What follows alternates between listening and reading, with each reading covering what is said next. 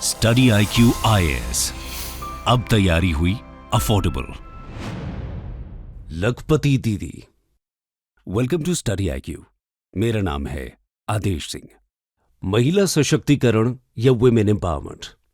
दोस्तों, जब भी हम इस विषय पर बात करते हैं तो अक्सर ये बात पॉइंट आउट की जाती है कि कैसे भारत में वुमेन एजुकेशन की कमी या इंडियन पेट्रियार्कल सोसाइटी के रॉन्ग आइडियल्स की वजह से भारत में महिलाएं पुरुषों से पीछे छूटती जा रही हैं। अब हो सकता है कि इस बारे में अब तक आप ये बात मान चुके हों कि ये स्थिति कभी नहीं बदलेगी, मगर मूडीज की रीसेंट रिपोर्ट के अनुसार कोविड के बाद पोस्ट पैंडेमिक पीरियड में भारत में पुरुष और महिला के बीच का ये जेंडर गैप दुनिया में सबसे ज्यादा तेजी से कम हो रहा है। यहां तक कि कुछ रिपोर्ट्स तो ये तक कहती हैं कि इंडियन अर्बन एरियाज में महिलाओं के पास पुरुषों से ज्यादा पैसा है। पर अब आप सोच रहे होंगे कि भाई, अर्बन एरियाज की बात अलग है, वहां एजुकेशन और एम्प्लॉयमेंट अपॉर्चुनिटीज के बीच हो सकता है कि महिलाओं के सोशो इकोनॉमिक स्टेटस में सुधार आया हो, मगर भारत की 2/3 पॉपुलेशन तो रूरल एरियाज में रहती है। उसका क्या? अब यदि आप मिनिस्ट्री ऑफ रूरल डेवलपमेंट के डेटा को देखें तो उसके अनुसार आज भारत में 1 करोड़ से ज्यादा लखपति दीदी मौजूद हैं, जिनमें आंध्र प्रदेश, बिहार और वेस्ट बंगाल में तो 10 लाख से भी ज्यादा लखपति दीदी हैं। अब आप पूछेंगे कि भाई, ये लखपति दीदी कौन है? तो हम आपको बता दें कि लखपति दीदी यानी रूरल एरियाज में रहने वाली वो महिलाएं जिन्हें वुमेन सेल्फ हेल्प ग्रुप्स की मदद से एम्पावर करके कम से कम 1 लाख सालाना की सस्टेनेबल इनकम को इंश्योर किया जा रहा है। और बीते साल में देश में तेजी से बढ़ती लखपति दीदियों की संख्या को देखकर हाल ही में केंद्र सरकार ने अपने लक्ष्य को रिवाइज करके 2 करोड़ से बढ़ाकर देश भर में 3 करोड़ लखपति दीदी बनाने का फैसला किया है। ऐसे में हम देख सकते हैं कि भारत में वुमेन एम्पावरमेंट की एक नई कहानी लिखी जा रही है। तो चलिए हम भी इस कहानी को शुरू से समझते हैं और साथ ही ये भी समझने की कोशिश करते हैं कि अगर भारत को सच में अपनी महिलाओं का सशक्तिकरण करना है तो हमें क्या करना होगा। लेकिन आज का हमारा ये डिस्कशन शुरू करने से पहले हम आपको ये बता दें कि ये टॉपिक आपके UPSC मेंस GS पेपर 1 के सोसाइटी और GS पेपर 3 के इकोनॉमी से रिलेटेड सेक्शन के पर्सपेक्टिव से भी इंपॉर्टेंट है। How women in India are getting richer. दोस्तों, सिटी इंडेक्स की रीसेंट रिपोर्ट के अनुसार आज भारत में दुनिया की 5th highest number of women billionaires हैं। यही नहीं, देश की रिचेस्ट वुमेन सावित्री जिंदल ने भी 2023 के साल में दुनिया के सबसे अमीर लोगों की लिस्ट में शुमार मुकेश अंबानी से डबल वेल्थ जनरेट की। मगर अब आप शायद कहेंगे कि भाई, ये तो हम देश के एक पर्टिकुलर अल्ट्रा रिच सेक्शन की ही बात कर रहे हैं। लेकिन यदि हम स्टैट्स पर गौर करें तो हम पाएंगे कि देश में महिलाओं का राइजिंग फाइनेंशियल स्टेटस केवल किसी एक खास तबके तक सीमित नहीं है, बल्कि यदि हमें जुलाई 2023 में SBI के इकोनॉमिक रिसर्च डिपार्टमेंट द्वारा पब्लिश्ड रिपोर्ट पर नजर डालें तो हम पाएंगे कि देश के बैंकों में पर कैपिटा वुमेन डिपॉजिट्स यानी भारतीय महिलाओं के बैंक खातों में जमा औसत धनराशि बीते 5 सालों में 4.6 थाउजेंड से भी ज्यादा बढ़ी है।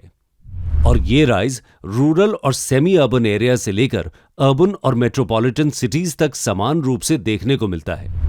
यही नहीं, देश के 9 राज्य गोवा, कर्नाटक, हरियाणा, केरल, उत्तराखंड, गुजरात, हिमाचल प्रदेश, पंजाब और महाराष्ट्र में तो ये आंकड़े 10,000 से भी ज्यादा हैं।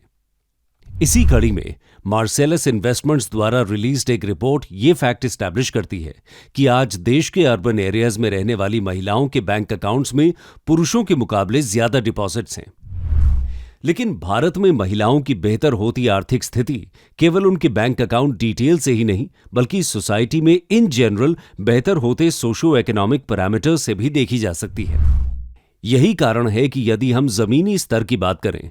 तो भी नेशनल फैमिली हेल्थ सर्वे 5 की रिपोर्ट ये बात सिद्ध करती है कि भारत में महिलाओं की फाइनेंशियल और सोशल ऑटोनॉमी में लगातार बढ़ोतरी हो रही है, जहां वुमेन एम्पावरमेंट और वुमेन हेल्थ के स्टेटस में सुधार हो रहा है। और ऐसा हो भी क्यों ना, आज ऐसा कोई क्षेत्र नहीं जहां भारतीय महिलाएं अपना दबदबा साबित न कर रही हों। उदाहरण के लिए अक्टूबर 2023 में रिलीज्ड एक रिपोर्ट से हमें यह पता चलता है कि बीते 5 सालों में वुमेन लेड स्टार्टअप्स की संख्या 18% बढ़ी है, यही नहीं, इस बीच वुमेन लेड यूनिकॉर्न स्टार्टअप्स की संख्या भी 8% से बढ़कर 17% हो गई है।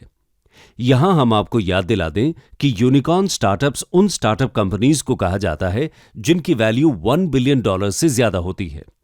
यही नहीं, बेन एंड कंपनी की एक रिपोर्ट के अनुसार आज भारत में लगभग 15.7 मिलियन वुमेन रन एंटरप्राइजेस हैं, जो भारत के ओवरऑल एंटरप्रेन्योरियल लैंडस्केप का 22% है, जिसके बारे में यह अनुमान लगाया जा रहा है कि यदि देश में इसे प्रॉपर सपोर्ट मिला तो ये आने वाले सालों में 30 मिलियन तक पहुंच सकता है। इसी तरह यदि हम देश में सीएज यानी चार्टर्ड अकाउंटेंट्स की संख्या पर गौर करें तो जहां 2000 में देश में सीएज में से केवल 8% ही महिलाएं थीं, वहीं आज ये प्रोपोर्शन बढ़कर 30% हो चुका है। आज स्टेम यानी साइंस, टेक्नोलॉजी, इंजीनियरिंग और मैथमेटिक्स के फील्ड में भारत सबसे ज्यादा वुमेन ग्रेजुएट्स प्रोड्यूस कर रहा है, जहां इस फील्ड में महिलाओं का प्रोपोर्शन 43% है, जिसमें भारतीय महिलाओं का योगदान मार्स ऑर्बिटर मिशन, चंद्रयान इत्यादि जैसे क्रूशल मिशंस में साफ देखा जा सकता है। इसी तरह हाल ही में इंडियन वुमेन्स क्रिकेट के क्षेत्र में ऐसा कीर्तिमान रचा गया जो इससे पहले कभी मेंस क्रिकेट में देखने को नहीं मिला। जी हां, जहां एक और मेंस इंडियन प्रीमियर लीग में कैप्टन विराट कोहली की रॉयल चैलेंजर्स बैंगलोर में अभी भी ट्रॉफी का अकाल पड़ा है, तो वहीं दूसरी ओर इंडिया की एस क्रिकेटर स्मृति मंधाना की कैप्टनसी में आरसीबी ने वुमेन्स प्रीमियर लीग को न केवल अपने नाम किया, बल्कि डब्ल्यूपीएल में हाईएस्ट रन स्कोरर को दी जाने वाली ऑरेंज कैप और हाईएस्ट विकेट टेकर की पर्पल कैप्स भी आरसीबी की झोली में ही आई, जिसके बाद हर ओर भारत की इन क्रिकेट खिलाड़ियों की ही चर्चा रही। यहां हम आपको बता दें कि बीते साल भी WPL 2023 ने व्यूअरशिप के मामले में विमेन्स इवेंट्स के सारे प्रीवियस रिकॉर्ड्स को तोड़ दिया था। लेकिन भारत में महिलाओं द्वारा अर्जित की जा रही इन सब उपलब्धियों के बीच भी एक विरोधाभास ये भी है कि भारत में आज भी मेन और वुमेन के बीच एक बड़ा फाइनेंशियल जेंडर गैप मौजूद है। तो चलिए अब हम इस बारे में भी जान लेते हैं।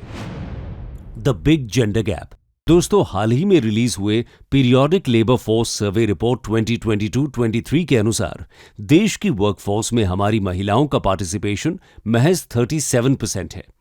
हालांकि ये बात सही है कि इंडियन गवर्नमेंट द्वारा चलाई जा रही girls education, skill development, entrepreneurship facilitation की स्कीम्स के चलते बीते 5 से 6 सालों में ये आंकड़े लगातार बढ़े हैं,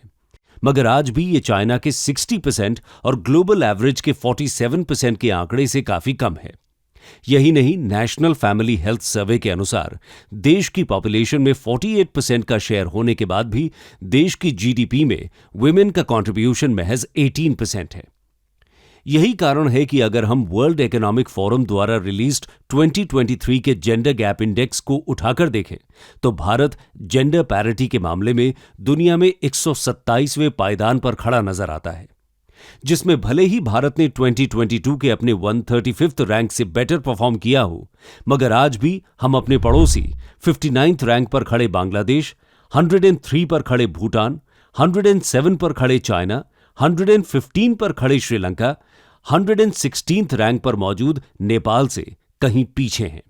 यानी कुल मिलाकर भारत के पड़ोसियों में इस इंडेक्स के आखिरी रैंक पर खड़ा अफगानिस्तान और 142 रैंक के साथ पाकिस्तान ही हैं जो भारत से पीछे हैं। हालांकि इस रिपोर्ट के अनुसार भारत ने बीते दशकों में वुमेन एम्पावरमेंट और वुमेन एजुकेशन को बढ़ावा देकर अपने ओवरऑल जेंडर गैप को 64.3% तक कवर कर लिया है।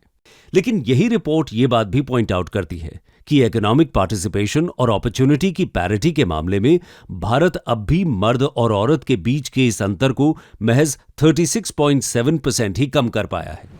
वहीं अगर हम गौर करें तो यूएन के अनुसार भारत जैसे कृषि प्रधान देश में वुमेन का एग्रीकल्चरल लैंड जैसे प्रोडक्टिव रिसोर्सेज का एक्सेस, ओनरशिप और कंट्रोल उनके इकोनॉमिक एम्पावरमेंट, सोशल स्टेटस और फिजिकल सिक्योरिटी के लिए बेहद जरूरी है। यही कारण है कि यूनाइटेड नेशंस के सस्टेनेबल डेवलपमेंट गोल्स में जेंडर इक्वालिटी को इंश्योर करने के लिए वुमेन्स लैंड राइट के एनुअल डेटा को शेयर करने की भी बात की है, जिससे वुमेन एम्पावरमेंट के क्षेत्र में रियल प्रोग्रेस को मेजर किया जा सके। ऐसे में यदि हम इस कॉन्टेक्स्ट को ध्यान में रखते हुए नेशनल फैमिली 5 का डेटा उठाकर देखें तो हम पाएंगे कि देश में पुरुष महिलाओं से कहीं ज्यादा हाउसेज और लैंड्स ओन करते हैं, जहां देश में 15 से 49 साल की उम्र के बीच देश की 42.3% महिलाएं कम से कम एक घर की मालकिन हैं, वहीं पुरुषों में ये आंकड़ा 62.5% है, यानी ऑलमोस्ट 1.5 गुना। इसी तरह NFHS 5 के अनुसार देश की 31.7% महिलाएं लैंड ओन करती हैं और उनमें से भी महज 8.3% महिलाएं ही लैंड की सिंगल ओनर हैं, जबकि पुरुषों में यह आंकड़ा 43.9% का है, जहां 22.8% मर्द अकेले लैंड ओन करते हैं। जबकि अगर हम 2015-16 के एग्रीकल्चरल सेंसस के डेटा पर नजर डालें तो हम पाएंगे कि देश में वुमेन का एवरेज लैंड होल्डिंग साइज भी पुरुषों के कंपैरिजन में काफी कम है। इसी तरह NFHS 5 के अनुसार 15 से 49 साल के बीच केवल 13% महिलाएं ही सिंगल ओनरशिप में हाउस ओन करती हैं, जबकि इस एज ब्रैकेट में भारत की केवल 29% महिलाएं हाउस को जॉइंटली ओन करती हैं। देश में पुरुष और महिला के बीच का यह अंतर हमें मोबाइल फोन और बैंक अकाउंट्स के ओनरशिप के साथ साथ इंटरनेट के इस्तेमाल में भी देखने को मिलता है, जहां इन तीनों में ही महिलाएं पुरुषों से पीछे हैं, जो रिसोर्सेज के मामले में इन दोनों के बीच के जेंडर डिफरेंस को क्लियरली डिपिक्ट करता है। वहीं अगर हम एग्रीकल्चर या दूसरे प्राइमरी सेक्टर से निकलकर सर्विस सेक्टर की बात करें तो ये बात सही है कि आज भारत में महिलाएं न केवल मर्दों से कंधा मिलाकर चल रही हैं, बल्कि मर्दों से ज्यादा अर्न भी कर रही हैं। जी हां, हाल ही में coding ed tech platform coding ninjas द्वारा रिलीज्ड एक रिपोर्ट से हमें यह पता चलता है कि भारत में टेक सेक्टर में महिलाएं ऑन एन एवरेज पुरुषों से 7% ज्यादा एवरेज पैकेज ग्रैब कर रही हैं। मगर यही रिपोर्ट इस फैक्ट को भी स्टैब्लिश करती है कि इसके बाद भी टेक्नोलॉजी सेक्टर में हाईएस्ट कॉम्पेंसेशन पैकेजेस मर्दों को ही मिलता है। जहां मेन में हाईएस्ट रिपोर्टेड सैलरी 1 करोड़ रुपए बताई जाती है, तो वहीं महिलाओं में यह आंकड़ा इसके आधे से भी कम 48 लाख ही है। यही नहीं, CFA इंस्टीट्यूट सर्वे द्वारा रिलीज्ड रिपोर्ट ये बताती है कि जेंडर बेस्ड डिस्क्रिमिनेशन और ग्लास सीलिंग की वजह से एक महिला अपने करियर ग्राफ में जैसे जैसे ऊपर जाती है, वैसे वैसे उसके और सेम पोजीशन में बैठे उसके मेल काउंटर पार्ट्स के बीच पे गैप बढ़ता जाता है।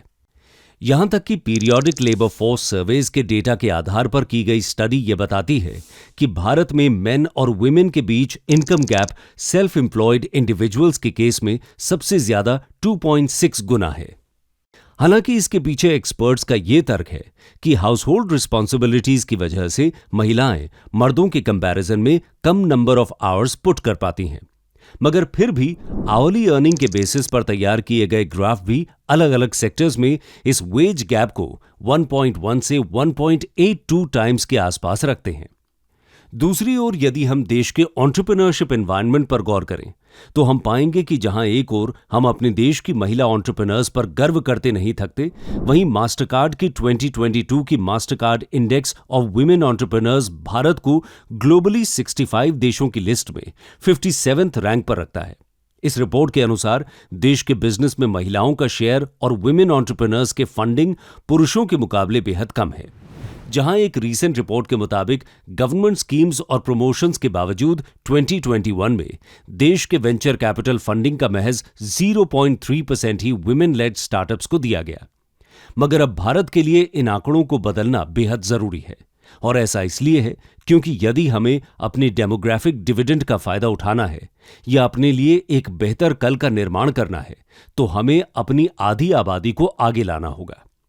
जहां मैकिन्जी ग्लोबल इंस्टीट्यूट द्वारा रिलीज्ड एक रिपोर्ट के अनुसार यदि भारत देश में वुमेन इक्वालिटी को प्रमोट करता है तो वो 2025 तक अपनी जीडीपी को $770 बिलियन का बूस्ट दे सकता है। इसी तरह बार्कलेज द्वारा रिलीज्ड एक रीसेंट रिपोर्ट के मुताबिक यदि भारत को 2030 तक 8% का जीडीपी ग्रोथ रेट अचीव करना है तो उसे अपनी वर्कफोर्स में ज्यादा से ज्यादा महिलाओं को शामिल करने के साथ साथ उनकी अपस्किलिंग और प्रोडक्टिविटी एनहांसमेंट को भी इंश्योर करना होगा। ऐसे में जिस तरह 2047 तक हमने अपने लिए फुली डेवलप्ड इकोनॉमी बनने का टारगेट रखा है, उसे पूरा करने के लिए हमें मर्द और औरत के रूप में अपने दोनों हाथों की बराबर जरूरत होगी, और कुछ यही काम देश की लखपति दीदियों के माध्यम से किया जा रहा है। How Lakhpati didis can fuel women empowerment in India.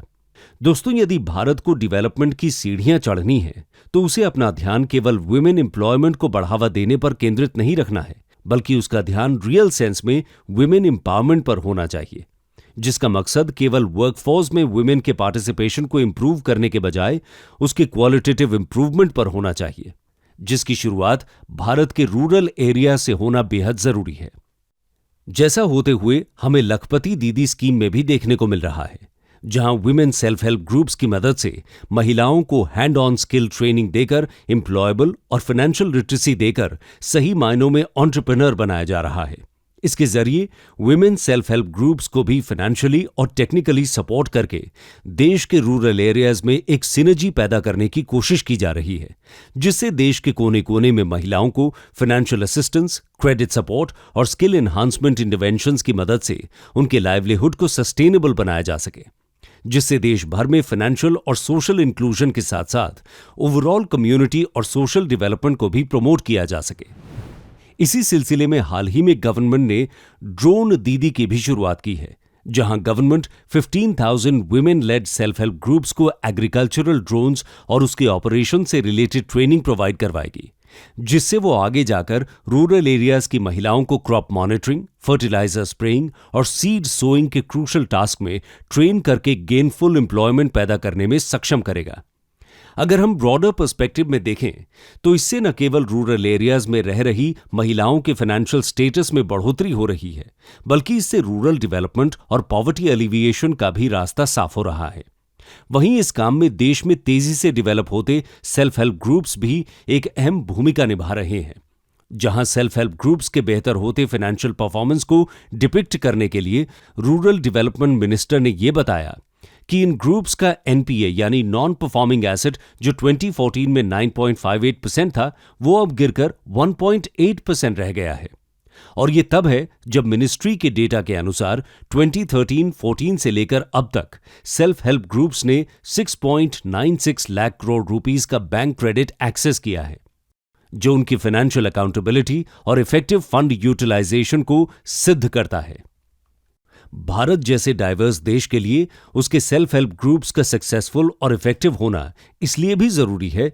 क्योंकि इनकी मदद से हम देश में हो रहे डेवलपमेंट के असली रिजल्ट को लास्ट माइल तक ले जा पाएंगे। यहां तक कि 2022-23 के इकोनॉमिक सर्वे ने भी ये बात मानी थी कि यदि भारत को अपनी लेबर फोर्स में वुमेन का पार्टिसिपेशन बढ़ाना है तो देश के सेल्फ हेल्प ग्रुप्स इसमें एक अहम भूमिका निभा सकते हैं।